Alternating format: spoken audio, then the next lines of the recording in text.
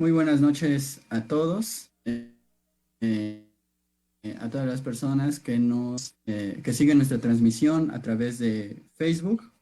Les damos la más cordial bienvenida a el conversatorio titulado La muerte no necesita permiso, el cual es un conversatorio en conmemoración del Día Internacional de la Filosofía, que se llevó a cabo el día 19 de noviembre de 2020.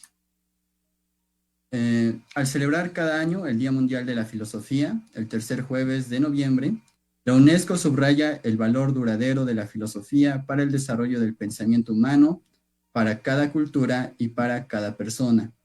Al establecer el Día Mundial de la Filosofía en 2005, la Conferencia General destacó la importancia de esta disciplina, especialmente para los jóvenes, subrayando que la filosofía es una disciplina que fomenta el pensamiento crítico e independiente y es capaz de trabajar en pro de una mejor comprensión del mundo y de promover la tolerancia y la paz. El día de hoy contamos con 4 ponentes muy bien preparados. Está América Valerdi, Carlos Gutiérrez Rueda, Milton Montiel García y Abraham Galarza Cid. Cada uno de ellos responderá a unas preguntas en torno a el problema de la muerte. Y sin más, paso a leer su semblanza curricular. América Valerdi Cabrera es egresada del Colegio de Historia por la Benemérita Universidad Autónoma de Puebla. Ha participado en diversidad de conferencias, la mayoría de ellas en la línea de investigación de cuestiones de género desde la perspectiva histórica.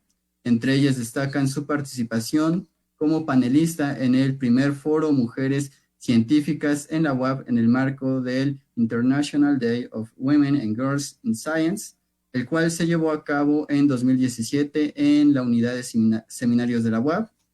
Ponente en la mesa Género e Historia con el tema Género y Ciencia, los aportes de las mujeres en el área de ciencias de la UAP de 1965 a 1989. Participación con la ponencia titulada Ex-inclusión de los saberes en la Escuela de Físico-Matemáticas en el primer coloquio de tesistas, teorías, métodos y fuentes en los estudios sobre las mujeres y género 2019, así como su participación en el Congreso Internacional de Pedagogía de La Habana, con la ponencia El uso de las nuevas tecnologías y el plagio académico. Bienvenida, América.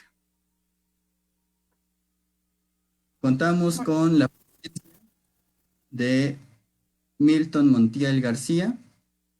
Él es licenciado en Filosofía por la Benemérita Universidad Autónoma de Puebla, maestro en Filosofía por la Universidad Nacional Autónoma de México.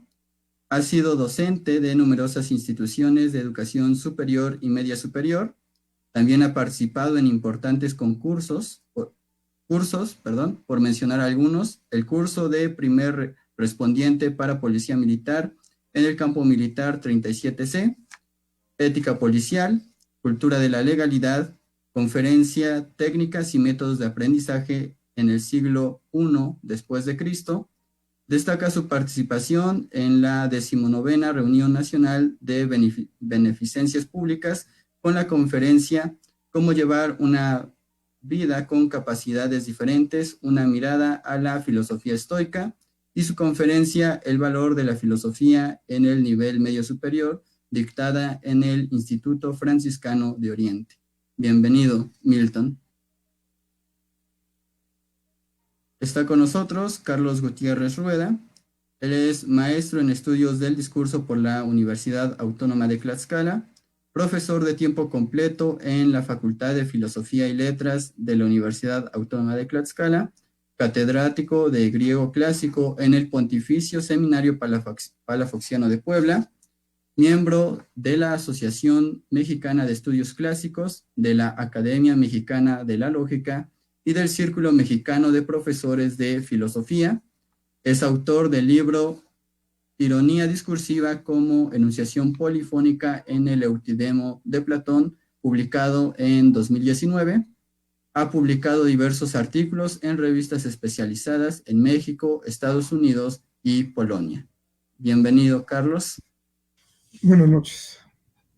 Y contamos con Abraham Galarza Cid.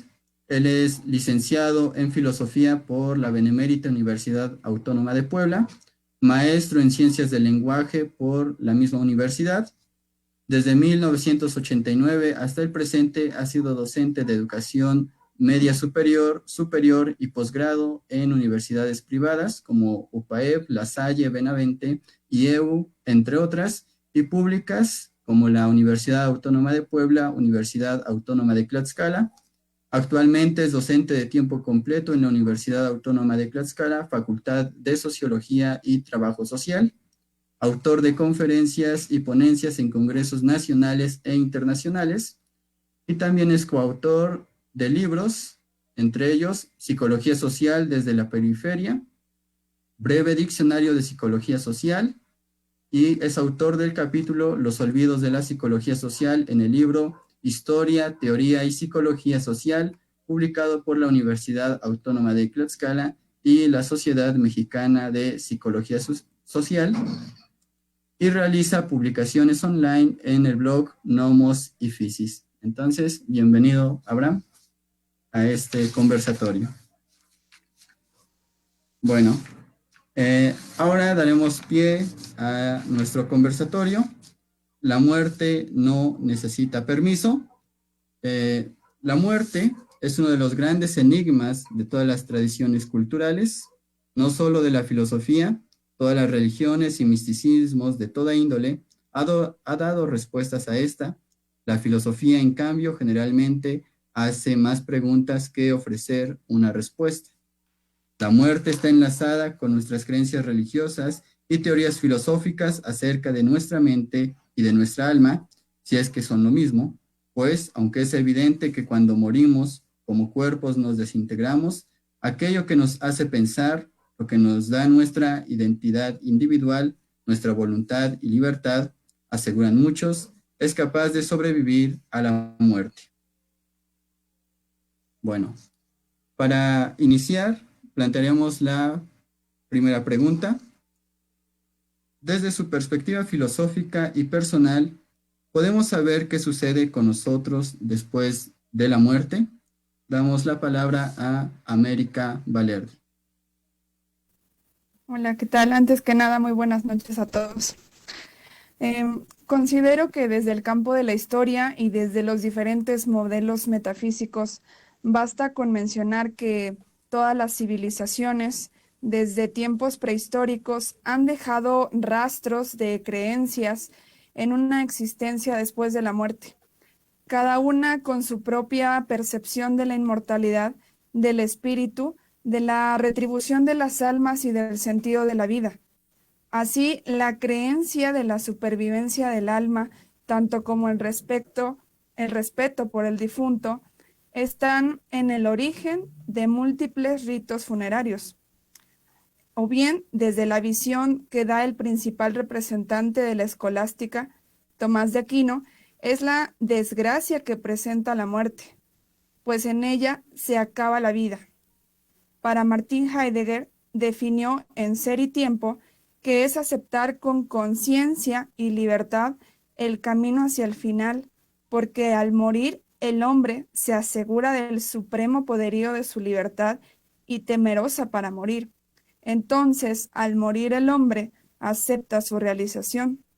Desde la perspectiva filosófica aprendemos a separar el alma del cuerpo, a entender que al morir el alma es la que perdura, pero también tendría que hacer mención que es un sistema de creencias, lo que determina mis respuestas. Por ejemplo, desde la tradición abrámica, sostiene que los muertos van a un plano específico de existencia después de la muerte, según la determinación de Dios, o un juicio basado en sus acciones o creencias durante la vida.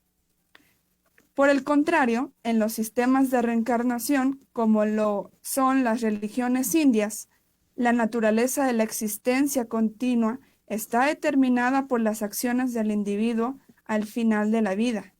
Lo único certero al final del día es que tenemos son nuestras creencias de cómo vamos a encauzar nuestra vida para un buen fin o bien el término de esta. Esa sería mi participación.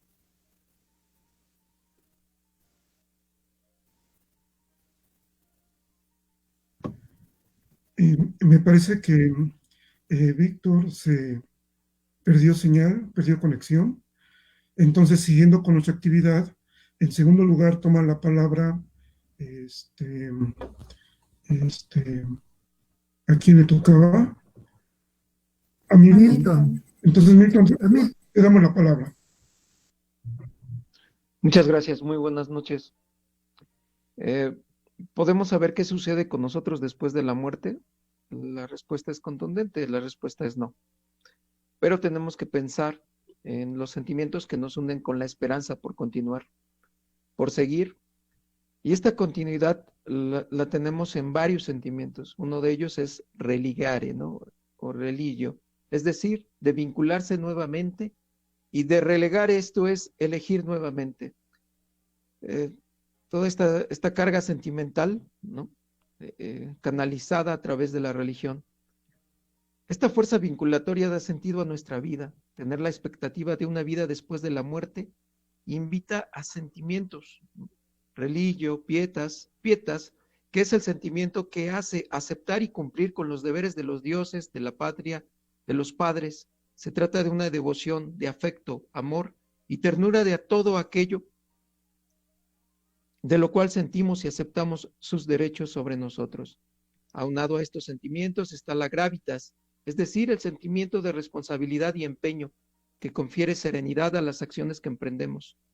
Una rigidez que implica dureza y violencia para con nosotros mismos, por lo que existe la disciplina en el sentido de educación y formación de carácter, y la industria como lo que permite la suavidad y la diligencia, de tal modo que se tienen los elementos para poder tener esperanza y miedo, porque debe de existir la vida después de la muerte. Sin embargo, los estoicos son intelectualistas. Su Dios es la razón, y el medio para explicar el orden del mundo. Según ellos, las ideas del sentido común son una aproximación a la ciencia más elevada. La religión, como todos sus mitos, sus ritos y sus favores, es la expresión ingenua de una verdad más depurada. La divinidad te ha concedido lo más grande, lo más noble, lo más regio, lo más divino, de que dispone el poder de hacer buen uso de tus opiniones y el de encontrar en ti mismo tus verdades, recordando a Epicteto. Lo propio del hombre en su condición de ser un animal de razón, ¿no? ¿Qué es y aquí viene una analogía, ¿qué es lo propio del buey? Pues lo propio o lo que caracteriza al buey es su fuerza. ¿Qué es lo propio del caballo? Su velocidad. ¿Qué es lo propio del hombre? La razón. A ningún humano le molestaría ser inmortal, y nadie que se llame hombre podría negar que existe ese deseo de serlo. Sin embargo, la filosofía arranca el abrigo de la inmortalidad y nos somete a la necesidad del universo, la Nanke, dejándolos en lo más terrible de las incertidumbres, la muerte. No podemos saber nada de ellas. Bey nos dice que Séneca tuvo el tacto para no hacer de sus deseos convicciones, ni se valió de su elocuencia para justificar lo que no se puede justificar. Ignoramos todo de la muerte, y ese es el terrible monstruo que nos atormenta, lo no conocido y de lo cual no se puede obtener saber. La doctrina estoica tiene como propósito dar seguridad al alma y trata el terror que causa la interrupción del significado, dándole mayor sentido a la vida. A la idea o a la creencia de que la muerte es el mayor o terrible de los males, nos dice el estoicismo, y en particular Séneca, que la muerte no es ningún mal. Antes bien, es el bien supremo, ¿no? Y que nos permite y que nos da la capacidad de poder salir de cualquier situación, ¿no? El estoicismo puede ser una religión sin tener que hacer del individuo esclavo de sus convicciones, sin prometer un más allá, sin comerciar con la promesa de tranquilidad del ánimo en otro mundo.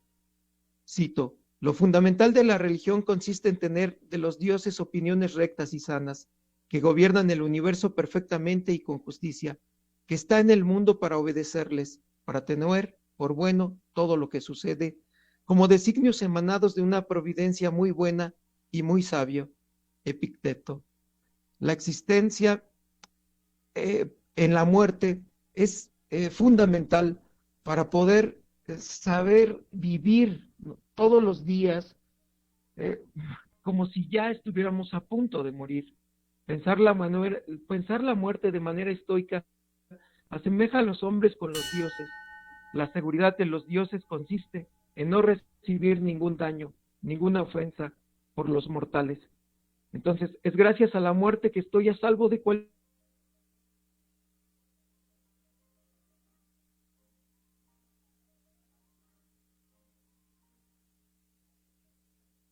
Forman parte de una misma cosa. Ambos están dentro de un mismo cuerpo. Dedicarse a conocer lo divino es darle culto. Prohibimos las salutaciones matutinas y sentarse en las puertas de los templos. Se fomenta la ambición humana con estas ceremonias de culto a dioses, ¿no?, ya que los dioses, para el estoico, están en autarquía y ataraxia. No necesitan nada de nosotros y no necesitamos ser esclavos de ellos. Antes bien, los dioses te educan. Y la palabra educación, ¿no?, que viene de educere, que es tender la mano, te sacan, te ponen en el lugar en el que están ellos. La educere, contrariamente a la enseñanza, que es signare, ¿no?, la signare, que es aquella que solamente te muestra y te dice por allá, la educere tiene un significado fuerte y profundo, ya que te va a subir y a colocar en el mismo lugar de los dioses. Esa es la diferencia fundamental entre otras religiones y el estoicismo. Bueno, hasta ahí mi participación y dejo. Sí, muchas gracias, Milton. Ahora damos la palabra al maestro Carlos Gutiérrez Rueda. Buenas noches a todos. Mi intervención, en primer lugar, va a ser un poco distinta a la de mis compañeros, porque a mí, antes de indagar acerca de si es posible conocer qué va a pasar con nosotros después de la muerte, me interesa saber de dónde sacamos cualquiera de nuestras creencias que podamos tener. Habrá quien crea que sí podemos conocer lo que va a pasar después de la muerte y habrá quien crea que no podemos. Pero cualquiera de estas dos creencias vienen de algún lado. Nadie tiene una creencia que surja del vacío. Entonces, a mí me interesa saber de dónde vienen estas creencias y en mi investigación se va a delimitar a la cultura antigua europea. No voy a indagar en otras tradiciones, eso llevaría más tiempo y por mi área de formación y de especialidad me remitiré únicamente a la cultura prácticamente y particularmente griega. Bueno, desde luego que todas las culturas antiguas europeas tienen conciencia de la muerte y de nuestra naturaleza finita. Y en la antigüedad, a muy grandes rasgos, creo que hubo dos modelos, dos actitudes, dos posturas ante la muerte. La cultura grecorromana y el cristianismo. Y dentro de la cultura grecorromana, a su vez, podemos rastrear dos vertientes. Primero, hablaré de esta parte de la cultura grecorromana. En primer lugar, hay que hablar de las fuentes, ¿no?, que tenemos. Básicamente podemos remitir poemas y tratados sobre la muerte en los poemas homéricos, incluida la Ilíada y la Odisea, en Hesíodo, donde se nos plantea este mito de las 5 eras de los hombres. Tenemos poemas líricos, las tragedias, obras literarias y desde luego textos filosóficos, ¿no? No solo Platón y Aristóteles, sino también estoicismo, epicureísmo, escepticismo, etc. Bueno, en estas fuentes podemos encontrar a su vez dos grandes corrientes. En los poemas homéricos, básicamente podemos deducir que los griegos pensaban que no había vida después de esta vida, ¿no? básicamente porque para ellos había una clara distinción entre ser mortal, ser hombre, y ser Dios, los llamados inmortales. Y esa línea divisoria era insalvable para los hombres. Aunque es cierto, algunos dirán, en la Ilíada, en el libro 11, hay algunos muertos que se aparecen como sombras en los sueños de los protagonistas. Sin embargo, son solo esos, sueños y sombras. Por otro lado, tenemos otra tradición que es la órfico-dionisiaca. En esta sí hay una idea clara de que el hombre tiene un alma inmortal y que esta es la que pervive en la, hasta la eternidad. ¿Sí? Esta alma está destinada a vivir otras vidas, en otros cuerpos y en otras condiciones. En este contexto de estas dos vertientes, la de los poemas homéricos y la órfico-dionisíaca, es que podemos insertar todas las tradiciones filosóficas y nuestras propias creencias. Por ejemplo, las conectadas con los poemas homéricos, podemos encontrar a los antiguos físicos, a Aristóteles, a los estoicos, epicúreos y escépticos. En cambio, en la órfico-dionisíaca, podemos encontrar, desde luego, a los pitagóricos y, muy importantemente, a Platón, ¿sí? Quienes sostenían efectivamente una inmortalidad del alma. Creo que es muy importante este rastreo porque, como ya indicaba, ya sea que creamos que no hay vida después de esta vida, no hay conciencia, no podemos darnos cuenta de qué nos va a pasar después de muertos, o creamos que sí, esas creencias tienen su raíz, ese alimento en estas antiguas vertientes religiosas, literarias e incluso filosóficas. Ahora bien, en medio de toda esta gran amalgama cultural, surge el cristianismo con un nuevo mensaje que es el que los primeros cristianos no solo estaban, al igual que los griegos, conscientes de la finitud del hombre, sino que además proponen una nueva esperanza. Podemos encontrarlo muy claramente en la primera carta de los Corintios de San Pablo, quien dice que él va a revelar un nuevo misterio, que no moriremos del todo. En todo caso, nos transformaremos y que esta alma inmortal es la que pervivirá hasta el fin de los tiempos. ¿Sí? Bueno, esa sería mi primera participación. Muchas gracias, Carlos. Ahora cedemos la palabra a Abraham Galarza Cid. Buenas noches, muchas gracias por invitarme y gracias también a las personas que en este momento nos están siguiendo. Bueno, para la primera pregunta me gustaría aludir a los criterios de demarcación del positivismo lógico y del racionalismo crítico, que son, digamos que, unas propuestas de cómo distinguir la verdad de las afirmaciones. Bueno, en primer lugar, por supuesto que no hablamos de nuestra descomposición orgánica, sino que estamos hablando qué es lo que ocurre con esa parte con la que nosotros pensamos, con la que nosotros tenemos conciencia, si tiene determinado tipo de vida o de supervivencia, ¿verdad? Bueno, entonces, todo lo que podemos decir que sucede con nosotros después de nuestra muerte, desde ese punto de vista, desde estos criterios, no son más que pura especulación, imaginación o deseos sin ningún asidero, pues no tenemos ninguna certeza de que nuestras afirmaciones sean verdaderas o falsas, es decir, son enunciados que no tienen condiciones de verdad.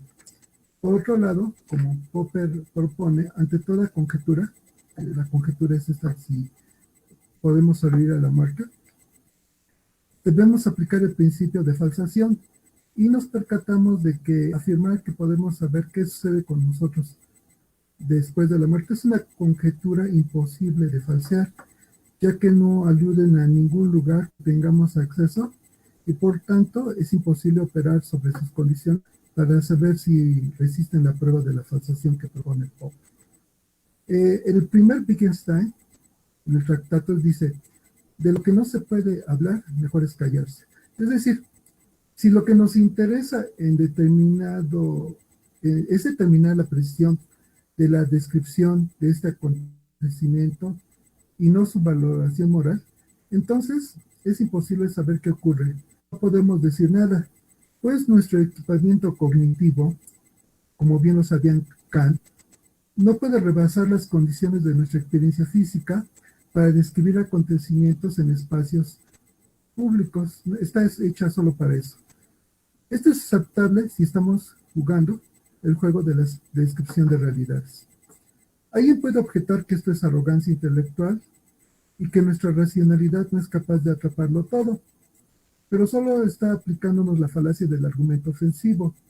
Y la realidad es que no hay tal arrogancia, pues enfatiza con mucha humildad los límites de lo que podemos conocer.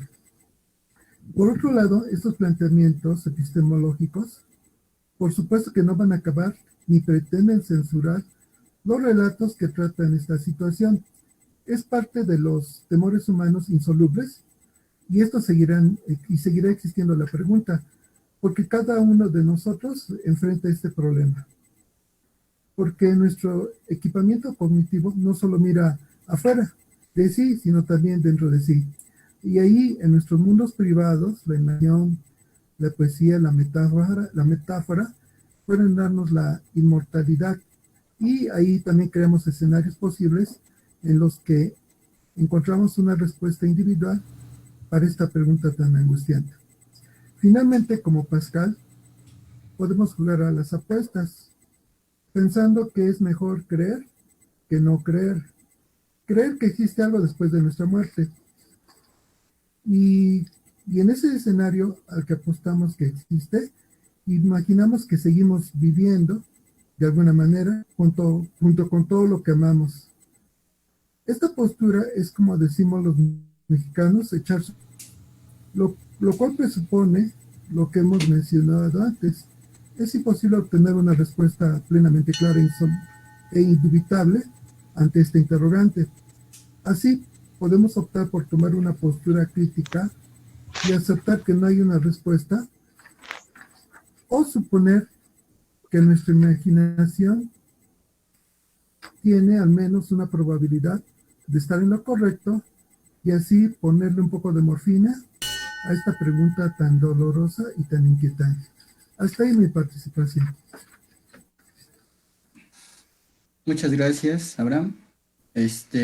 Pues la verdad son perspectivas muy interesantes las que cada uno de ustedes nos traen.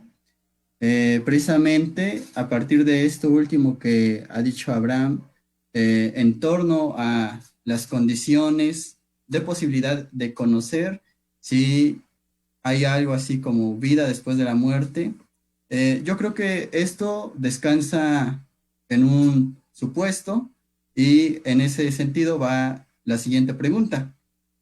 ¿Qué es nuestra conciencia o qué somos como sujetos pensantes? ¿Hay algo sobrenatural en esta que le permita sobrevivir a nuestra muerte? Es decir, cuando pensamos en la inmortalidad o en la vida después de la muerte, casi siempre lo hacemos pensando en que hay determinada unidad en nosotros, ¿sí? O de lo que nosotros somos, que puede pervivir, o sea, traspasar este cuerpo y en ese sentido seguir. Digamos, a lo mejor desde la perspectiva cristiana que ya nos hablaba el maestro Carlos, pero también si nosotros lo pensamos desde estas teorías del hinduismo, también como ese unirse con el todo, ¿no? También sería una forma como de supervivencia, pero ya no individual, sino en un todo, ¿sí? Y en ese sentido, nada perecería. Entonces, ¿qué podemos decir respecto a esta pregunta? Damos la palabra a Erika.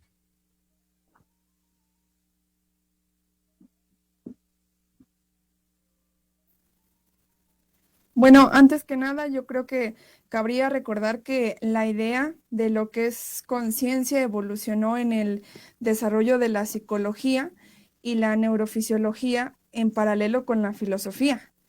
En ese sentido, yo voy a hablar acerca de lo que definen como conciencia de tres filósofos. El primero, el filósofo australiano David J. Chalmers, diferencia entre los problemas fáciles, considerar la conciencia como una capacidad mental más que incluye la focalización de la atención, la integración de una nueva información, etc. Y el problema difícil como la conexión física entre neuronas mediante impulsos eléctricos pueden producir la experiencia subjetiva que llamamos conciencia. Pero básicamente la conciencia se podría explicar como el entendimiento o conocimiento que un ser vivo tiene de sí mismo, de su propia existencia y de su capacidad para actuar en su entorno.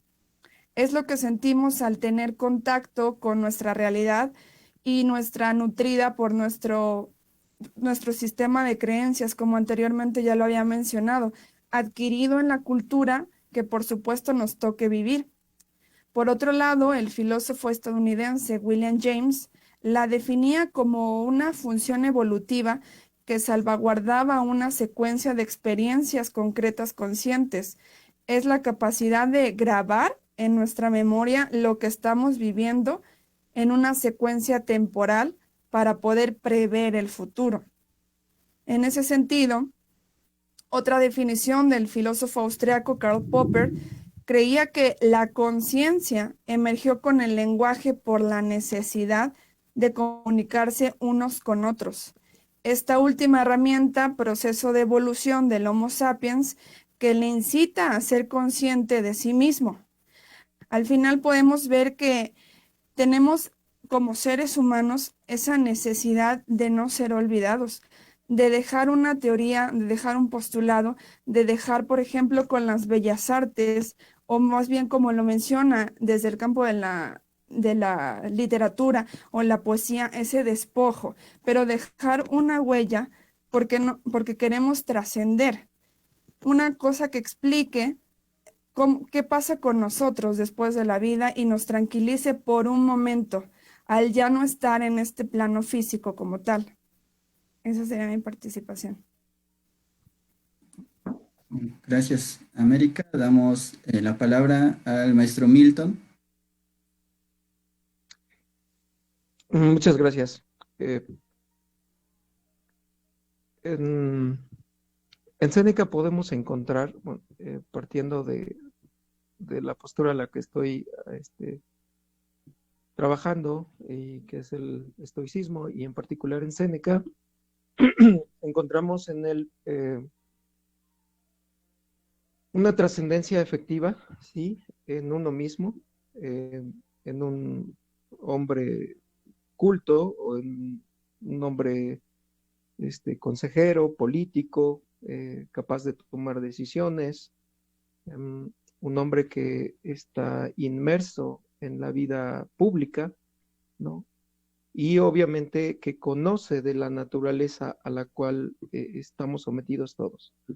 Entonces, cuando habla de este ananke, ¿no?, esta condición de que vamos a morir y de que todo lo vivo tiene que morir, ¿no? Y que vivir es la forma, llevar un arte de la vida a partir de tener un aprendizaje, a partir de llevar una forma de alimentarse, una forma de cuidar los placeres, una forma de estar en el mundo con los otros. Entonces, la principal trascendencia es uno mismo, ¿no? Y por eso el cuidar de sí, ¿no?, la cura sui, el atenderse a sí mismo todo el tiempo que sea posible. Y apresurarse por llegar a ser un anciano, ¿no? Y esta palabra de Sénex, ¿no?, de aquel hombre que puede dar consejo, y una vez que se llega a esa etapa de la vida, que es el ser anciano, pues uno puede ya entrar de lleno a lo que es el estudio de la naturaleza, ¿no? Y darse cuenta que en la medida en que tú conoces más la naturaleza, conoces lo efímero y lo vano que tú eres, ¿no? Y bueno, entonces se puede creer lo que se quiera de la muerte, se puede pensar que a la muerte de manera cierta y hablar de la descripción de un cadáver de tal manera se dan detalles de lo que interrumpen las funciones de un organismo. Se describe la muerte de tal o cual persona, se les da las causas, se determina la hora del deceso. Sin embargo, el objeto de este trabajo no es el análisis forense. De lo que se trata aquí es de abordar la condición mortal del hombre. ¿Qué hacer cuando se vive y se tiene que esperar de manera inevitable lo incierto, ¿no? El pensamiento de Séneca toma de la muerte lo incierto para fundamentar su creencia de la que la muerte no es ningún mal, ¿no? La muerte, al ser la separación del alma con el cuerpo o al ser cualquier situación que no podemos decir, se da el abandono de la envoltura de este cuerpo, ¿no? Pues bien, y ya se tiene ese fin, tenemos que determinar lo que le alteraba el ánimo, ¿no? Una vez que ya no tenemos vida, pues también tampoco tenemos dolor, entonces, y no podemos hablar de algo que ya no, de lo cual ya no sabemos. Entonces, la muerte se abre como un camino para la libertad. Séneca ve en lo incierto de la muerte la posibilidad de hacer de ello una herramienta del ánimo que posibilita la libertad de cualquier alteración. Meditar la muerte es adquirir el saber físico de un fenómeno natural. Se llegó la hora de nacer, se llegará la hora de morir. Lo más natural es morir, y es a lo que tiende la vida. La muerte es un bien, ya que es el fin de la vida. Por eso la muerte no puede ser un pesar. La muerte, lejos de limitar los pensamientos a cosas mortales y humanas, acelera el pensamiento a cosas sublimes, tales como son los asuntos de la naturaleza, ya que en ella misma están los asuntos divinos. Hasta ahí mi participación. Muchas gracias, maestro Milton. Damos ahora la palabra al doctor Carlos. Bueno, preguntarnos por la conciencia y por si hay una parte de esta conciencia que logre trascender nuestra vida, son preguntas difíciles que ni en la antigüedad ni hoy en día tenemos respuesta. Apelando a estos criterios cientificistas de los que ya nos hablaba Abraham, del racionalismo lógico, de la teoría de la falsación, desde luego que no tenemos respuesta, ¿no? Es así que entonces tenemos que buscar posibles respuestas, rastrearlas en otras áreas que no sea la ciencia, ¿no? Y para eso tenemos que echar mano de la filosofía, de la historia, de la literatura, y a partir de ellos conjeturar si es posible que haya una conciencia que trascienda nuestra vida. Como ya mencionaba en mi participación anterior, esta idea de esta posibilidad no es nueva, no es ni siquiera es cristiana, sino es anterior al cristianismo y desde luego que apareció en otras culturas, pero por lo menos en la griega podemos rastrearla, decía yo, en la religión órfica y en los rituales dionisíacos, por un lado, y por otro también en el pitagorismo. En Pitágoras, aunque él no escribió nada, ninguno de sus textos llegó a nosotros, pero sí de algunos de sus discípulos, encontramos claras referencias de que hay algo que los griegos no llamaban conciencia, sino llamaban psique, que es la que trasciende esta vida. Ideas que son retomadas por Platón. Como recordarán, en su diálogo Fedón, es el primer documento de la cultura occidental en el que aparece esta idea de que hay un alma inmortal, una psique, una psique atánatos, un alma inmortal. Y esta alma es la que una y otra vez regresa a la vida. Y si buscamos la prueba, la demostración de que esto es así, Platón simplemente dice que antes de la vida no hay nada, perdón, antes de la vida hay muerte, después de la vida debe haber muerte. Y quien transita en un ciclo eterno, eh, todo este proceso es precisamente esta parte del hombre que no solo Platón, sino en la cultura griega se llama psique, ¿sí? Ya posteriormente vendrá el cristianismo, eh, rompiendo esta idea de que es un ciclo de vida y muerte, y planteará que es una sola línea. Éramos alma, nos encarnamos, y una vez que morimos ya no volvemos a reencarnar, sino que seguimos viviendo, pero solo como alma, como soplo. Esta idea también aparece en Aristóteles, pero en Aristóteles no habla propiamente de inmortalidad, sino más bien, tampoco va a hablar de psique, sino más bien va a hablar de esencia, de esa usía, como le llama en griego, que es la característica propia de los seres humanos y es la que trasciende esta vida para eh, llegar a la otra vida. Entonces, como vemos, todas estas fuentes eh, filosóficas, teológicas, son las que respaldan nuestra creencia de que hay una conciencia que pervive, como ya mencionaba Milton. Hay otras corrientes filosóficas, como el estoicismo, que si bien es cierto, no exploran lo que sucede después de la muerte, porque para ellos lo importante está en esta vida. También es cierto que eh, eh, se preocupan por el buen vivir, para tener un buen morir, ¿sí? Esa sería mi participación. Muchas gracias, maestro. Ahora cedemos la palabra al maestro Abraham Galarza Cid.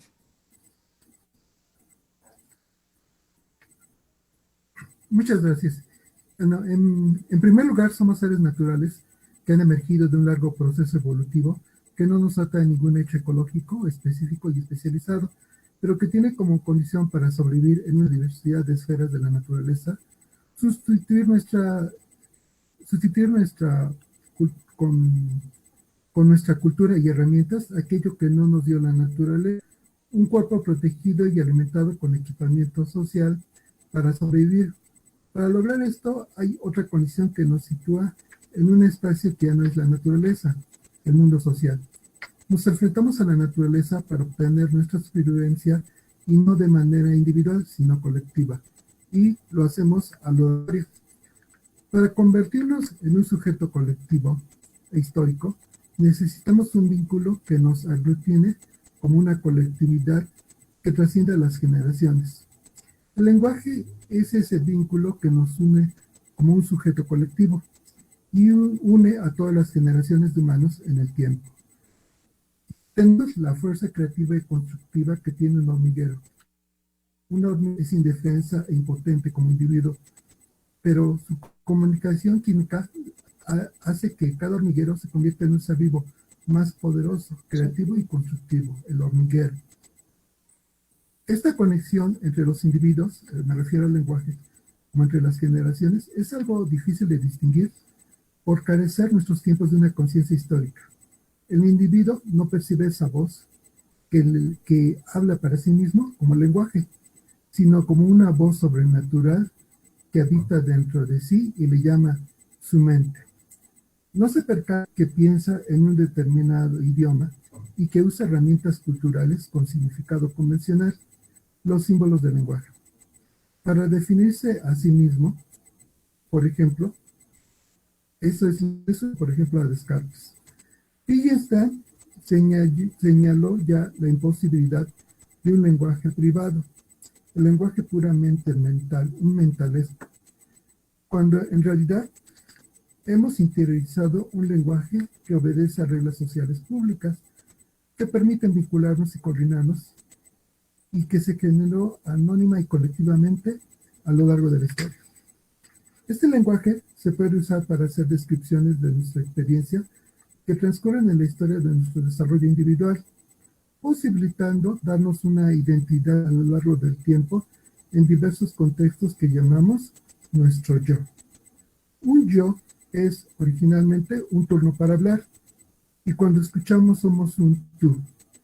Ese que se genera en una interacción social gracias al lenguaje, interiorizamos, la pensamos bajo una metáfora ontológica que convierte al yo gramatical en un yo sustancial, aunque consideramos que es una sustancia distinta al mundo material y por eso no se puede degradar como todo lo que pertenece al mundo físico. Ese yo gramatical es el protagonista de todas las narrativas que dan cuenta de nuestra historia de interacciones en el mundo social o en nuestro mundo de experiencias particulares. Podemos inventar narrativas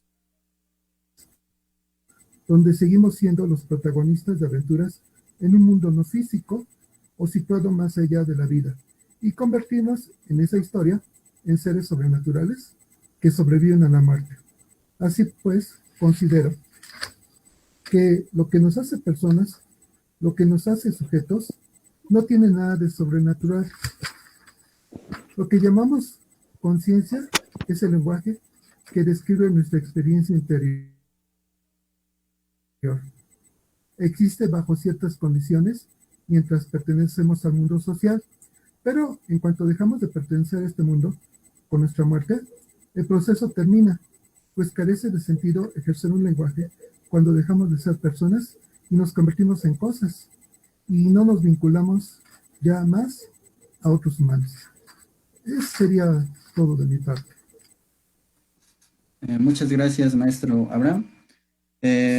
Pues sí,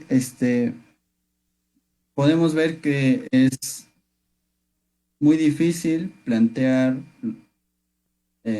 al alma, la conciencia, en términos de trascendencia, y en ese sentido, si bien no podemos decir que hay una vida después de la muerte o que nosotros seguimos viviendo después de la muerte, el hecho es que morimos, ¿no?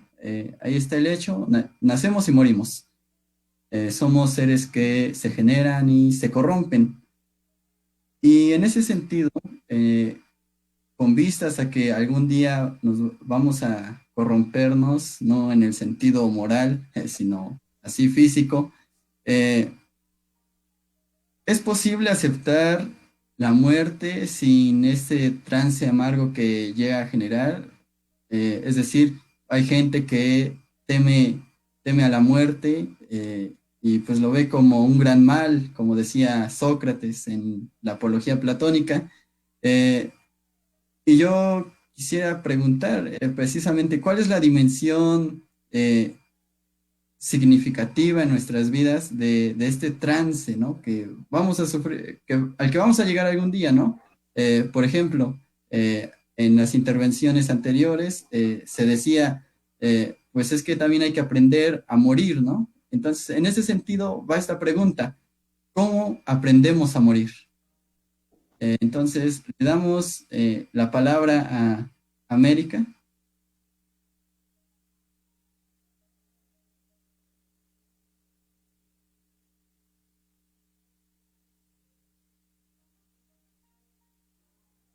No se escucha, América.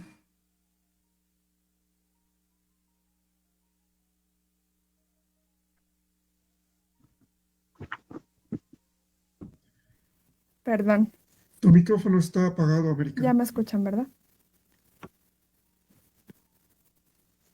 En el sentido de por qué considera que el fenómeno de la muerte, ya sea propia o de alguien cercano, nos genera tanto dolor. Considero que de entrada nos causa tanto dolor porque a pesar de que somos seres racionales, pensantes, como en las anteriores participaciones ya nos han explicado bien, somos seres emocionales. Y aquí me gustaría hacer un pequeño paréntesis mencionando que Paul Ekman, el psicólogo del siglo XX, clasifica al ser humano en 6 emociones básicas: tristeza, alegría, miedo, ira, aversión y sorpresa. Y es muy importante porque si bien, bueno, otros estudios de otros investigadores afirman que no se queda nada más con esto, lo cierto es que nosotros como seres humanos podemos experimentar una, dos o incluso estas 6 en un mismo día o incluso en un mismo determinado lapso de tiempo corto. Y es en ese mar de sentimientos que los sentimientos los podemos entender como este estado emocional a más largo plazo, en donde tenemos vivencias más duraderas y por supuesto complejas, que es donde, perdón, ¿Qué puedo hacer?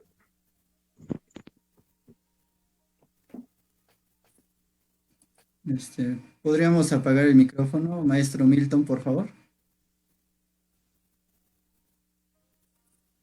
Gracias. sí, Continuamos. ok, es en ese sentido en donde ese mar de sentimientos, el individuo ya crea una memoria, su memoria histórica, su memoria de su vida con los que ha tenido ya una experiencia de lo vivido, sea individual o colectivamente con esa gente que ama, con esa gente que quiere realizarse como persona. Y ahí es donde viene el recuerdo. Esa palabra tan compleja también de explicar que el recuerdo de lo vivido, que finalmente eso es lo que mata. Se pasa por algo llamado duelo, en que cada individuo lo vive diferente debido a la experiencia que está moldeada por la sociedad y por la cultura, y que esta última tiene que ver con las propias creencias y rituales sobre la muerte y el pesar. Y esto, bueno, pues por supuesto afecta a las personas que lo experimentan, pero sobre todo afecta cómo lo expresan. Por supuesto no va a pasar el mismo duelo y lo va a expresar una persona de nuestra misma cultura, ejemplo, mexicana, a otra de otro país. En lo personal, por supuesto, no considero que sea posible aceptarla sin ese trance amargo, ya que el dolor es una reacción ante la pérdida, pero también es parte del duelo, que es el proceso de superar esta pérdida de la persona, por supuesto, que hemos perdido. Pero también hay que entender que no todo es malo. Este mismo duelo, este también un sinsentido, es parte de un proceso de sanación por el que todo humano tiene que pasar indudablemente. Y es así en donde tenemos que aceptar dicha pérdida para posteriormente encontrar otras formas de adaptarnos y vivir con ese recuerdo, pero sin que nos pese. Es decir, haber ya superado dicho duelo. Hasta ahí sería mi participación. Muchas gracias. Ahora damos la palabra al maestro Carlos.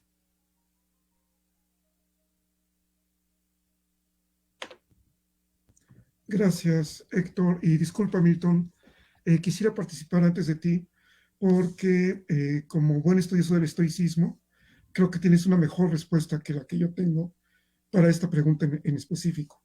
Entonces, por eso quiero tomar la palabra antes de ti. Y mi participación va en el contexto de los diálogos platónicos, de cómo describe que Sócrates encaró la muerte. Porque es una actitud totalmente distinta al sentido en que está planteada la pregunta. Recordemos que en el Fedón, el narrador nos cuenta que el último día de la vida de Sócrates lo encuentra dialogando con sus amigos sobre filosofía con mucha tranquilidad. Entonces, eso nos da una idea del talante del propio Sócrates. Por otro lado, al final de la Apología, en donde nos narra el juicio al que es sometido Sócrates, muy al final, no me acuerdo si es la última frase incluso, Sócrates afirma que ya es tiempo de concluir. Recordemos que está frente a la asamblea, emitiendo su discurso de defensa. Y advierte a los atenienses, a los asambleístas, que es tiempo de concluir y que por lo tanto es tiempo de marcharse. Los asambleístas a vivir y Sócrates a morir. Y pregunta, ¿quién de los dos va a un mejor lugar? Y parece que en el contexto de los diálogos de Platón, la respuesta es que Sócrates va a un mejor lugar, porque va al Hades, en donde él afirma que no se cansará de interrogar a todos los hombres que estén dispuestos a responderle para obligarlos a investigar si han sido buenos. Entonces, creo que la postura de dolor también es cultural y en no todas los hombres que han enfrentado este tránsito de la propia muerte o la de un ser querido, la han enfrentado con esta emoción. Aunque en el contexto en el que nos encontramos ahora, como bien decía América, es natural, es normal que nos veamos sometidos a un periodo de duelo. Sin embargo, yo quería hacer notar eso, que no, no todos enfrentamos de manera dolorosa la muerte. Muchas gracias. Muchas gracias, maestro Carlos. Ahora cedemos la palabra al maestro Milton. Gracias, disculpen la interrupción. En el mundo romano, el acercamiento con la muerte es de manera directa, ¿no? El estar en el Coliseo o ser espectador de aquellos espectáculos, ¿no? El poder dar muerte a tu esclavo, las constantes batallas, guerras, asesinatos, etcétera, te hace estar de cerca, en intimidad con la muerte, cosa que de alguna u otra manera en la actualidad rehusamos a todo momento esa condición de seres mortales. De tal manera que, por ejemplo, en el mundo romano, cuando se hacen los desfiles, hay un esclavo que va repitiendo, diciéndole al general, recuerda que eres mortal y recuerda, no eres más que un hombre y recuerda que eres mortal. Y en nuestra cultura tenemos la idea del deguste, de la celebración de los difuntos, pero nos asusta mucho la muerte, ¿no? De tal manera que quiero poner un ejemplo, ¿no? El caso de los 43 jóvenes desaparecidos, y exigíamos, o los padres exigían, que se les devolviera vivos, ¿no? Como si con la exigencia se les hubiese dado la vida. Y la otra, cuando ya ya se están dictando órdenes de aprehensión en contra de las personas que encubrieron o manipularon la verdad o la investigación, terminó con ello. Creíamos que con esta búsqueda de la verdad también íbamos a encontrarlos vivos. Entonces, de tal manera, rehusamos a la muerte en todo momento. No le decimos a nuestros hijos, no estamos aprendiendo a ser seres para la muerte, ¿no? En cada momento estamos rehusando a ello, ¿no? Entonces, la muerte en sentido propio, y también en Platón, tiene un sentido muy pragmático, ¿no? Por un lado, Platón en Fedón va a decir que la muerte es útil, porque y va a decir que la muerte, que hay una vida más allá de esta vida, precisamente para poder controlar a las personas o a los súbditos o a quienes sea que haya que controlar. Sin embargo, también dice, bueno, es cosa de necios o es cosa de ignorantes creer conocer lo que en realidad no se puede conocer, y por lo tanto, pues no sabemos nada de ello. De tal manera, en el estoicismo vemos que lo más importante es la tranquilidad del ánimo, ¿no? Y entender esta tranquilidad como como aquello que no vamos a estar, Séneca dice, no pasar de la alegría a la tristeza, de la tristeza a la alegría, y sobre todo hay un tratado sobre la ira, ¿no? donde te permite conducirte, ¿no? De tal manera con tranquilidad, ¿no? El hacer un ánimo fuerte en el cual no vas del llanto a la alegría, ¿no? Y también recordemos que Séneca en los tratados consolatorios, ¿no? Hace todo un análisis de todos los de cuando alguien muy cercano a nosotros fallece, y obviamente dice, lo cierto es que duele, ¿no? Pero recordar que todo pasa, ¿no?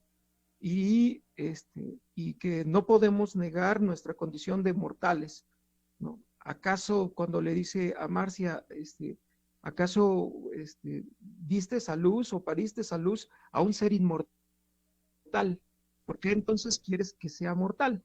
¿No? Entonces, bueno, al perder a un ser amado vienen lamentos, gemidos, no obstante, no puede hacerse nada contra lo inevitable. El sentir dolor por tal pérdida no debe de ser causa de perder el ánimo para el estoico, ya que esta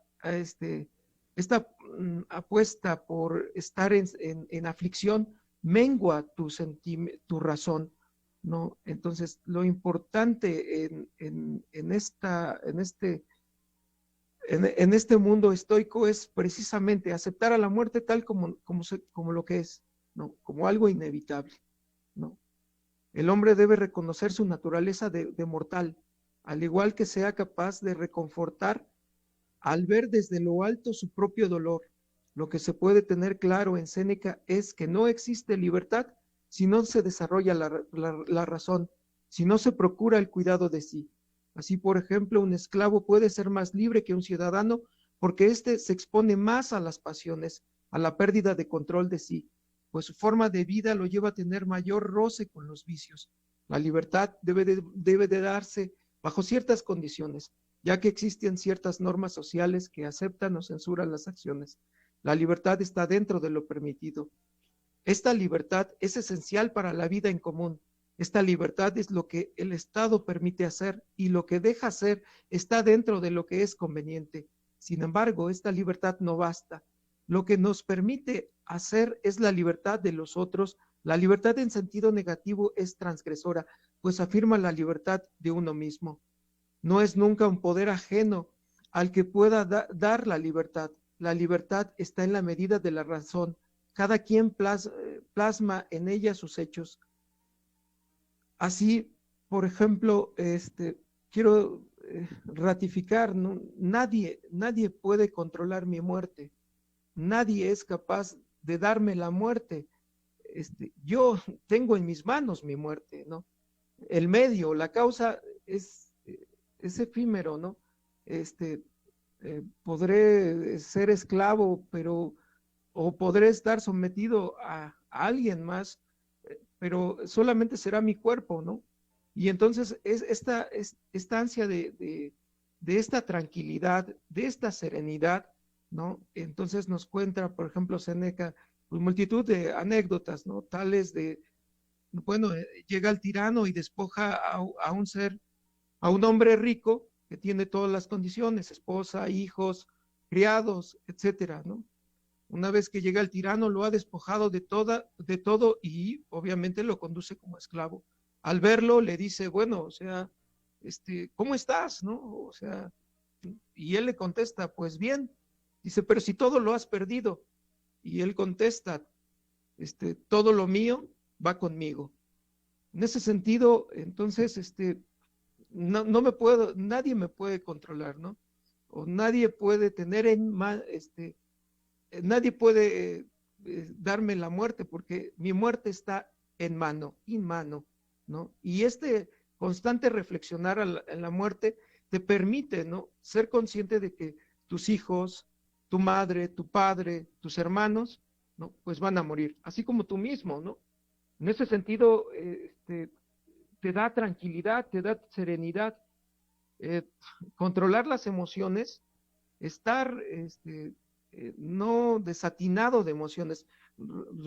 También Séneca contará muchos pasajes, como por ejemplo Uno de ellos es cuando un candidato a ser figura pública muere, ¿no? Entonces la gente sale y tira jitomates, tira acelgas, lechuga, cosas, huevos a las estatuas de las divinidades, ¿no? En venganza, ¿no? Porque ha muerto la persona que era la más viable para ser gobernante. Sin embargo, ahí es el momento donde dice Séneca, bueno, o sea, pedimos cosas que son realmente no naturales, y la cuestión natural es la de morir. Entonces, efectivamente, tenemos en nosotros estas sensaciones, estos sentimientos, ¿no? Pero lo que pondera en el estoico es la razón. Gracias, hasta aquí mi participación. Muchas gracias, maestro Milton.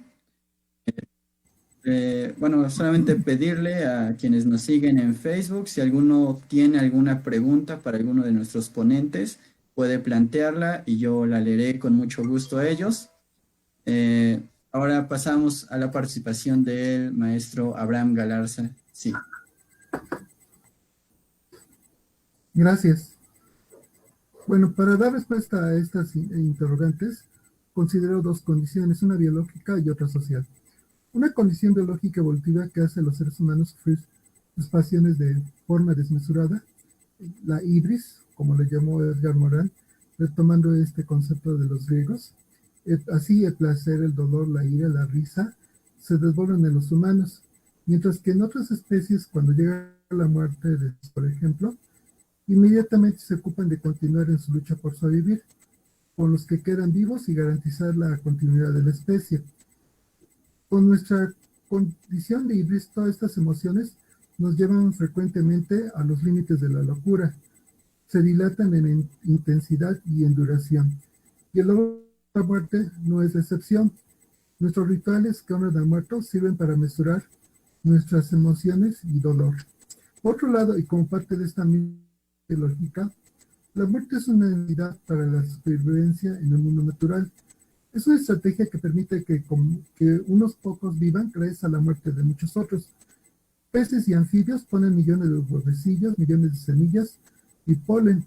Son producidos por plantas al igual que millones de espermas y cientos de óvulos que se producen y derrochan en la naturaleza, para que solo unos pocos afortunados vivan, como si la naturaleza jugara una extraña lotería. Los animales viven en un universo natural, en donde no hay memoria, calendarios ni tiempo, aunados a una conciencia de estos elementos, a una carencia de conciencia de estos elementos. Es decir, que nosotros vivimos en un universo simbólico y eso lo hace muy complejo. La muerte humana tiene un significado cultural que nos hace tener a sus muertos y al dolor por su partida, y que nos lleva a temerle radicalmente. Además, el significado social y cultural de la muerte se relaciona con la organización económica y política, así como con ideologías y narrativas que sustentan el diario vivir en estas sociedades. Así, vivir en una sociedad moderna, capitalista, extremadamente individualista, secular y desencantada, hace del dolor por la muerte de un ser querido un problema subjetivo y privado, sin ningún acompañamiento social y por tanto carente de solidaridad y de empatía.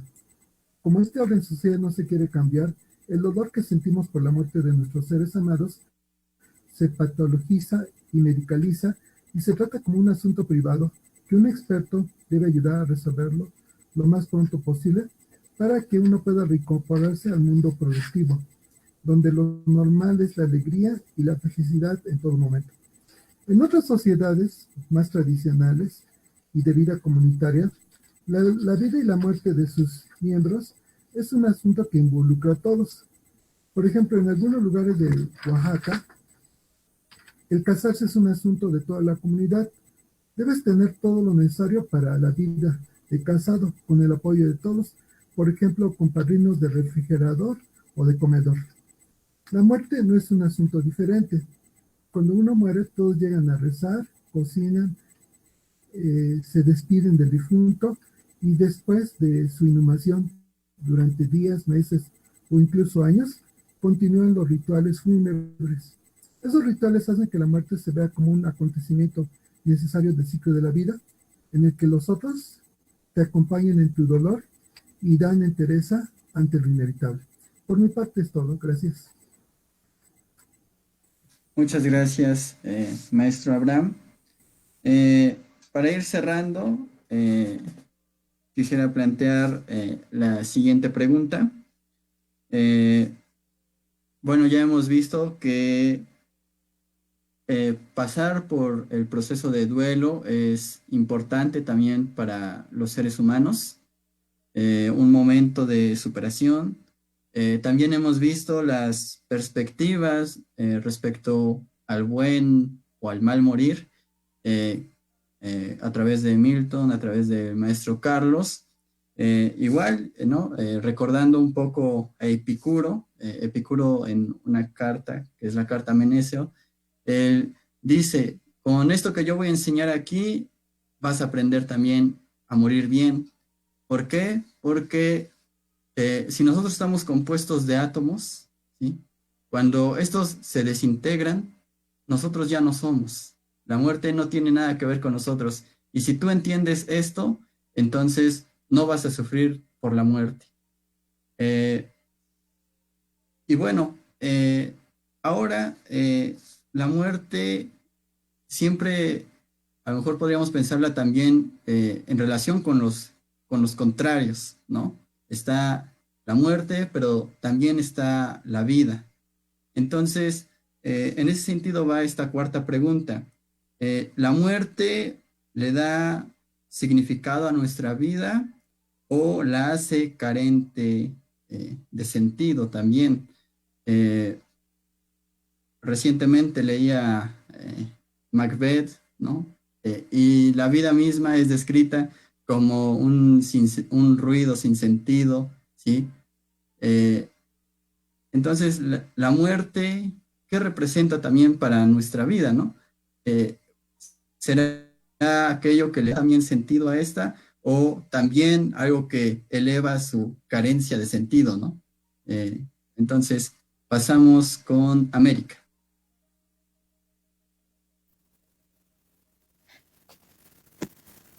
Bueno, aquí lo que yo voy a mencionar es que, bueno, la muerte le da significado a nuestra vida. Desde la postura estoica, la misma filosofía es un comentario pues sobre sobre la misma muerte.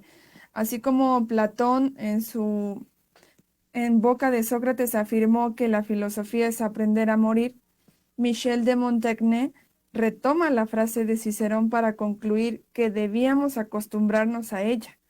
Dice Cicerón que el filosofar no es otra cosa que prepararse para morir. A esto añadió, quitémosle lo raro, acerquémoslo a nosotros, acostumbrémonos a ella, no tengamos nada a menudo en la cabeza como la muerte. Esta experiencia básica del tener que morir equivale a captar que nuestra vida se va a terminar. Ello nos permite situar y captar la muerte como acabamiento de la vida. Ahora bien, al tomar conciencia de esta realidad, que sucede de la inconsciencia de estar puramente vivo, no es neutra, sino que aparece como una conciencia infeliz. Como dice un proverbio latino, ante mortem nemo beatus, que nadie es feliz ante la muerte. Sin embargo, para la vida del hombre, la muerte es un absurdo y un sinsentido, pero en ese mismo absurdo y sinsentido es que le va dando significado también a su vida, es decir, le da una motivación del por qué hace lo que hace. En realidad en sí, la realidad en sí misma, la muerte del hombre no tiene sentido, no es más que dejar de ser. Cuando alguien muere pierde la capacidad pues de relacionarse con el mundo exterior y nada le permite pensar que ello pues no sea para la persona más que la expresión de la pérdida de la relación consigo misma y por tanto pues dejar de ser. En nuestra cultura mexicana, la muerte cobra sentido y significado. Es mantenerlos vivos en la memoria propia, pero también pasa a la colectiva. Con los diferentes rituales, ofrendas, entra la imaginación del mexicano en donde los colores se hacen presentes, poniéndole el título a la calaca de Me río de la muerte, en donde las bellas artes se hacen presentes con una canción, con una pintura, una película, para no dejar desapercibido eso llamado muerte, hacer el recuerdo físico. Y bueno, esa sería mi participación. Muchas gracias, América. Ahora damos la palabra al maestro Milton. Muchas gracias. De entrada, la muerte, al ser tomada como límite, como fin de toda continuidad, apresura a vivir. La muerte en Séneca es un regalo, es nuestro tiempo. La muerte pone fin a todas las acciones. El tiempo, mi tiempo termina con la muerte, con mi muerte. Por tanto, cada sujeto tiene el deber de utilizar su tiempo de manera adecuada. Para Séneca, lo adecuado estaría en ejercer la virtud. El tiempo debe de medirse por las virtudes y no por los años. Al ocuparse de sí, no hay por qué reprochar la inversión del tiempo. A partir de Séneca, nos dice Yankelevich, se toma una conciencia del tiempo, ¿no? Y una economía del buen uso de él, ¿no? Y también tener presente cómo ellos dividen la vida, ¿no? Tomando la idea igual de los pitagóricos, propiamente del momento en que nacemos a los 20 años, somos niños. De los 20 a los 40, jóvenes, ¿no? De los 40 a los 60, adultos, y de los 60 ya estamos en la vejez, y puestos y estar preparados para la muerte. El tiempo para Séneca también está dividido en tres partes. Se divide la vida, lo que fue, lo que es y lo que será. Lo que hacemos es breve, lo que hemos de hacer, dudoso. Lo que hicimos, cierto, nos dice en la brevedad de la vida. El sujeto puede prever lo que ha de pasar, sin embargo no hay que echar los pensamientos demasiado lejos, ya que en esto lleva a toparse con el temor y la esperanza. Cosa propia de Séneca es pelear contra estos dos sentimientos, de entrada de manera directa, firme, ¿no? Y decir que estos sentimientos te llevan a perder el tiempo, así como otros más, ¿no?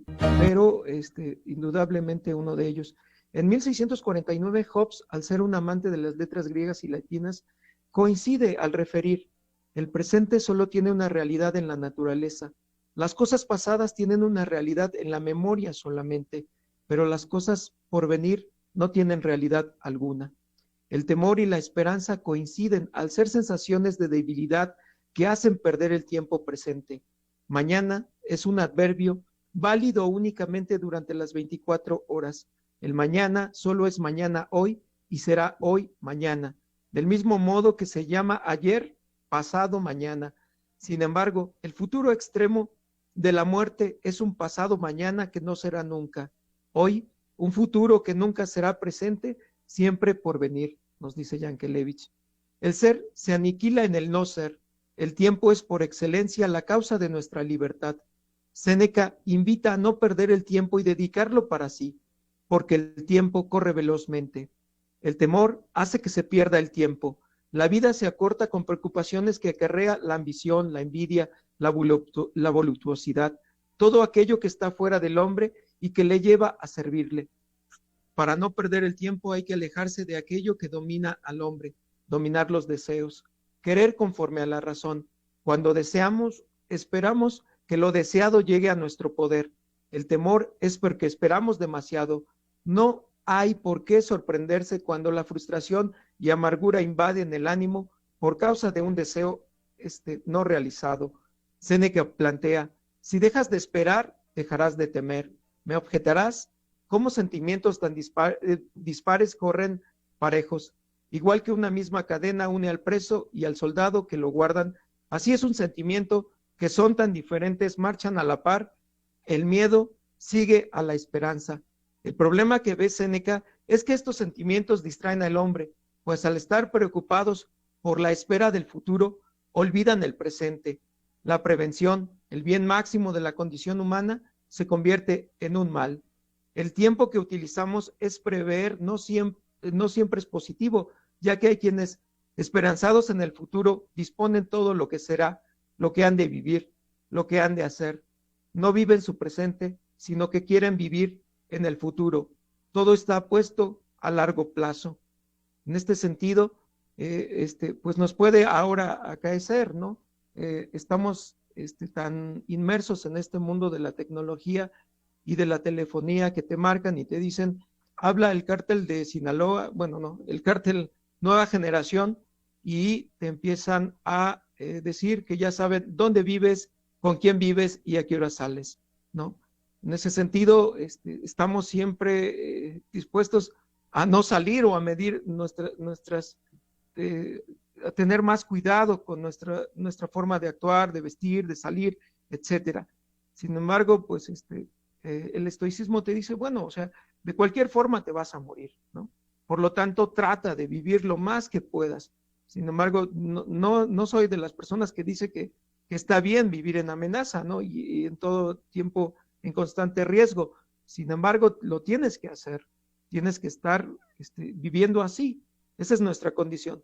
Ahora con esto del COVID o envenenamiento global, no sé cómo llamarlo, lo cierto es que la muerte se ha acercado lo hemos tenido muy presente, ¿no? Y en familiares con enfermedades crónico-degenerativas. Pero volvemos a lo mismo, ¿no? Es lo propio de nosotros, es morir, ¿no? Y entonces, tener consciente de que vamos a morir acelera al buen vivir, ¿no? Entonces, hasta ahí sería mi participación. Muchas gracias. Ahora pasamos con el maestro Carlos Gutiérrez.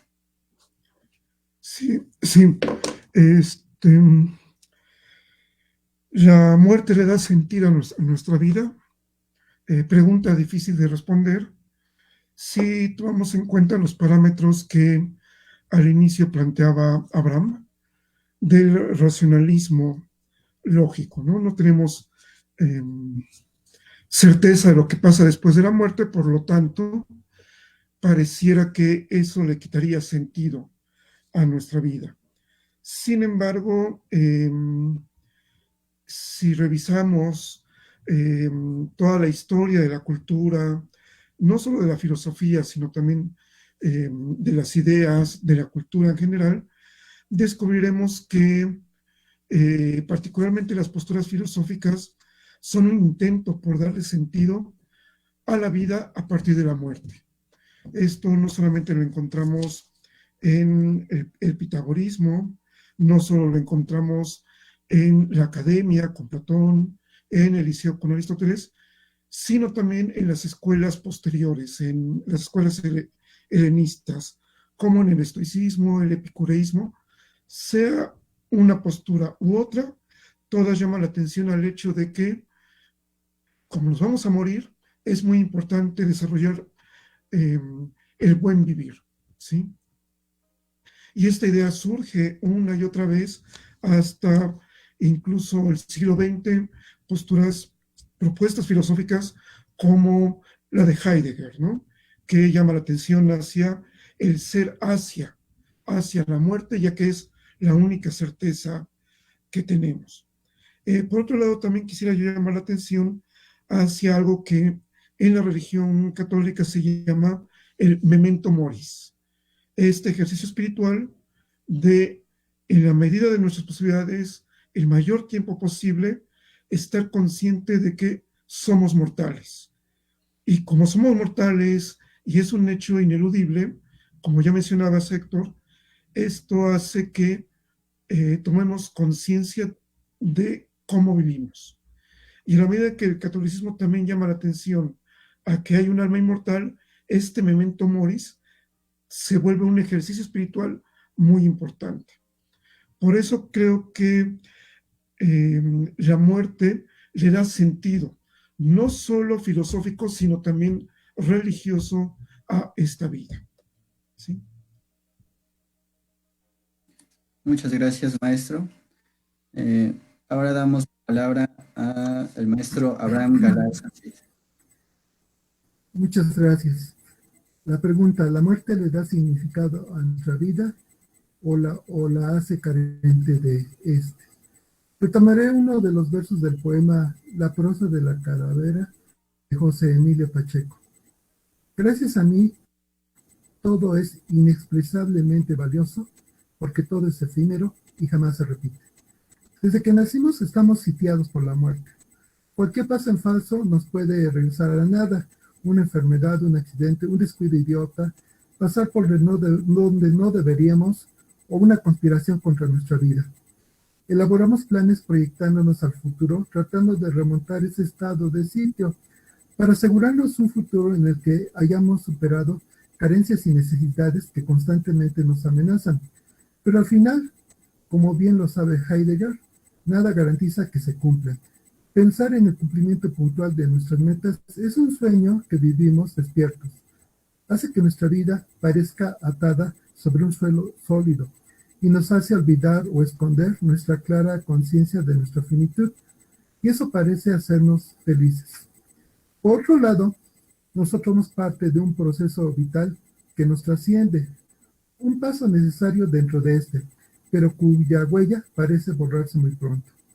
La vida es mantener un continuum en el tiempo, en el que cada uno de nosotros pasa a integrarse al todo del fluir de la vida, para luego pasar a la sombra, una vez que hayamos hecho nuestra contribución. Por eso no trascendemos como individuos, más allá de este proceso. Pero por otro lado, hay significados sociales para la muerte. Y en la cultura individualista y capitalista actual, en la que el significado de la vida solo se enfoca en nuestro ego y sus circunstancias más inmediatas, la muerte es completamente absurda, porque para esta cultura todo lo valioso comienza y termina con el individuo.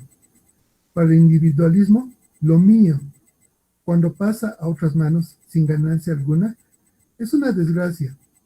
Para una perspectiva enfocada en la totalidad del devenir, la herencia cultural que recibes, incrementas, innovas y das en herencia a las siguientes generaciones es una de las cosas más dichosas, pues te realiza más allá de los límites de tu tiempo. Lo anterior no minimiza el sufrimiento, el sacrificio y el dolor que experimentan las personas como individuos por su contribución a la realización de sí mismos y en especial de los demás. El dolor es uno de los costos de nuestra pequeña felicidad. Lo que subrayamos es que nuestra muerte no es absurda por su contribución al mantenimiento de la vida del todo. Por otra parte, cada individuo es un universo por sí mismo, intenso en vivencias, emociones, significados, creatividad, pasiones, pero el cual algún día, tarde o temprano, acaba por colapsarse. Pero si el significado de nuestra vida estuviera tan solo determinado por nuestra individualidad, efectivamente seríamos un ser para la muerte. Al respecto, dice José Emilio Pacheco en su poema Jardín de Niños, tomando más bien una perspectiva donde nosotros somos miembros de generaciones. Pero, ¿qué importa esa agonía? Si te derrumbas, si te mueres, habrá otro siempre para acabar cuanto empezaste. Nada es inútil. Tu misma muerte transmitirá la vida a quienes lleguen. El mundo no morirá, ¿lo sabes? Cuando te extingas. Por mi parte es todo. Muchas gracias. Muchas gracias, maestro Abraham. La verdad son muy valiosas participaciones, la de cada uno de ustedes, muy interesantes. Para cerrar, vamos a dar oportunidad de que cada uno de ustedes realice una conclusión breve o incluso si tienen algún comentario respecto a lo que alguno de los otros panelistas dijo, pueden hacerlo. Entonces damos 3 minutos a cada quien y tratemos de ajustarnos al tiempo, por favor. Entonces empezamos con Bueno, todo el tiempo la llamé América, pero también es la maestra América. Perdón. Entonces le doy la palabra a la maestra América.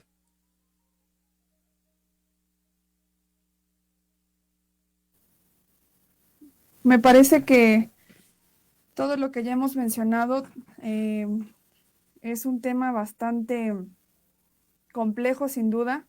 Estos 4 puntos dan para mucho. Creo que han sido preguntas demasiado complejas que, si bien tratamos de enfatizar desde nuestra perspectiva, desde lo vivido, por supuesto, cada uno desde su área de profundización, a mí me parece que hablar de la muerte como lo hicimos esta noche es genera mucha reflexión, genera muchas más preguntas, como lo suele hacer la misma disciplina. Y lo que yo tengo por decir es que todo lo vivido, todo lo que el hombre ha experimentado históricamente, la evolución del ser humano, tiene una razón.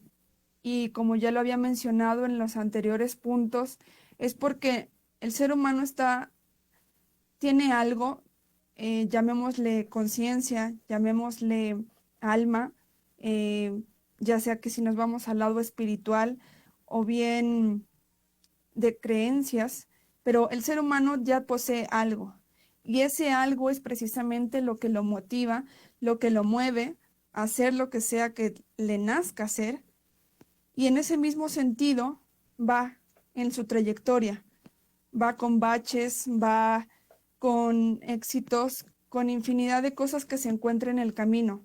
Y eso mismo, en el día a día, es lo que va a determinar también su fin, su término.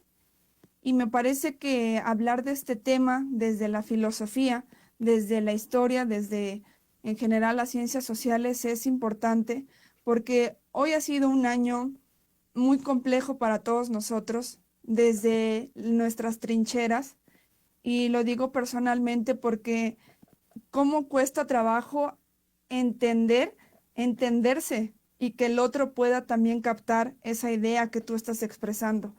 Hablar de la muerte siempre va a ser un tema muy complejo que no va a tener fin, que siempre nos va a causar más reflexión y sobre todo más dudas. Y creo que esas mismas preguntas que surgen cada vez que se retoma del tema de la muerte, de qué hay más allá de esto, que no, el ser humano no se puede conformar con el día a día, con la profesionalización, con lo que sea en lo que destaque, es lo que lo mueve, es ese motor.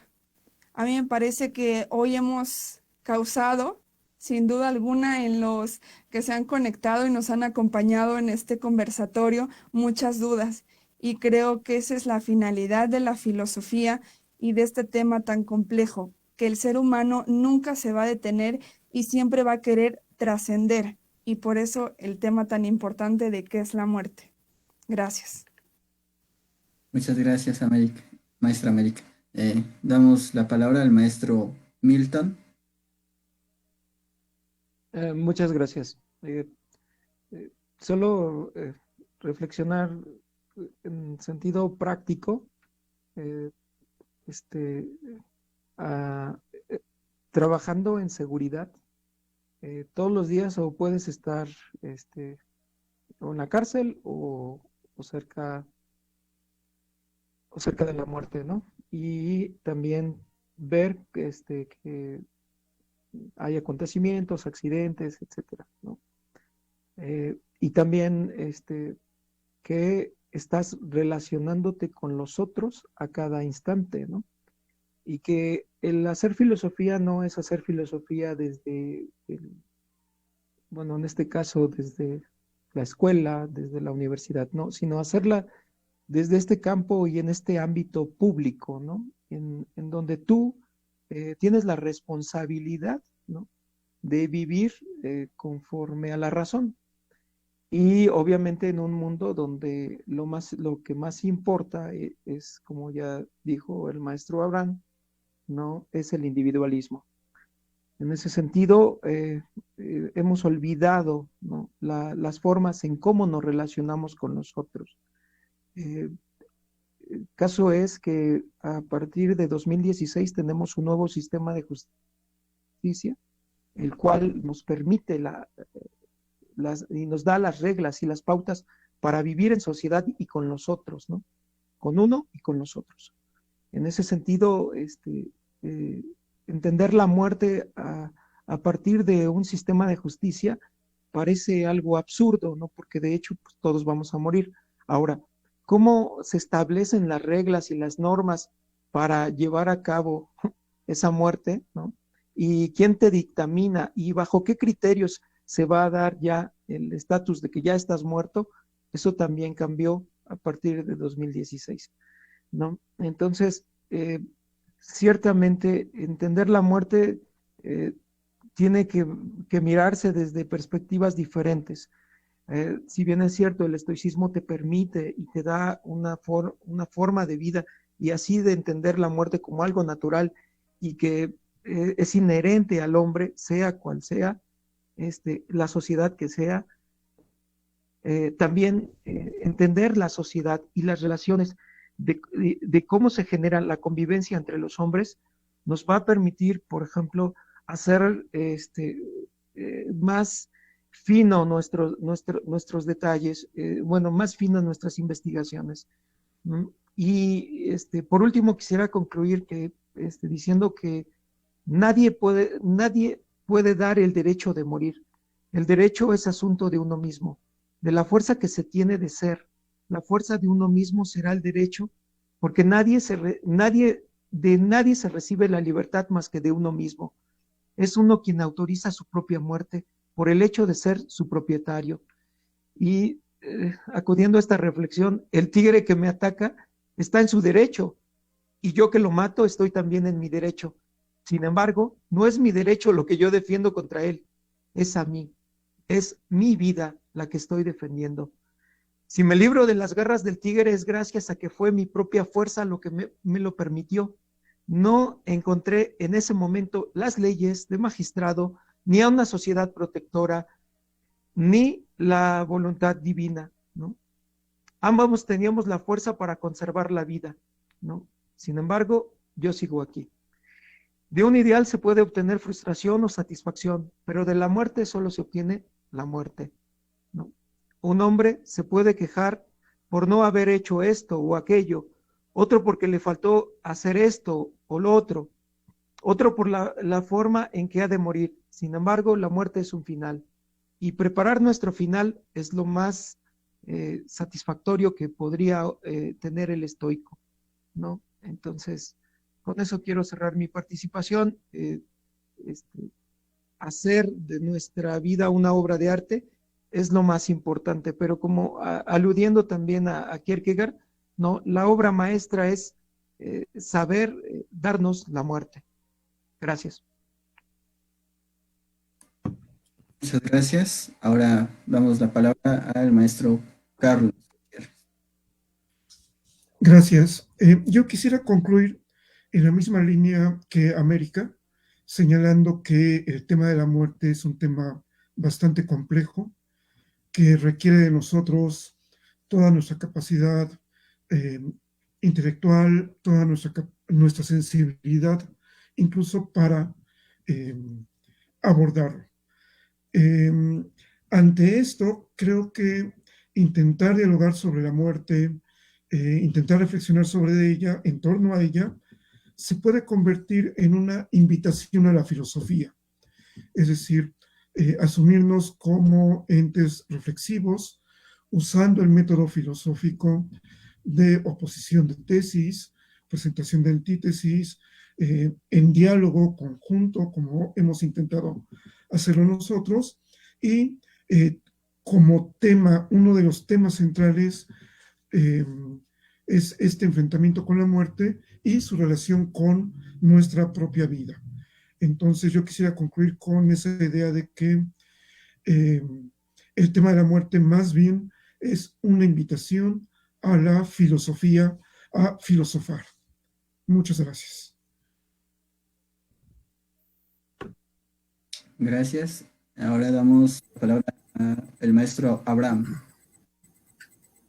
Pues más que nada, un agradecimiento por las aportaciones de todos los compañeros. Es un problema el de la muerte, un problema muy difícil de abordar. A lo mejor fuimos muy pretenciosos al querer darle una respuesta. Es un poco difícil para mí sintetizar. A veces parece que no coincidimos. A lo mejor mi forma de pensar de los compañeros parece distinta porque a lo mejor es una especie de paráfrasis, pero lo que sí es cierto es que, bueno, el problema de la muerte es fundamental para todos los seres humanos. No, algunos lo responden de otra forma. Nosotros, por la tradición a la que pertenecemos, pues tenemos un conjunto de herramientas conceptuales para pensarlo, para ver sus límites, y por el otro, exige una especie de ética para todos nosotros el pensarlo, ¿no? Y entonces digamos que dentro de ese marco, pues, es la forma en que nosotros lo abordamos, ¿no?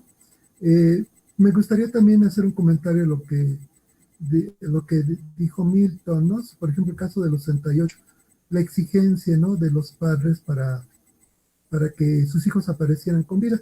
Y eso es muy interesante porque en México vivimos una época de la muerte violenta, que yo considero que es la muerte sin dignidad, ¿no?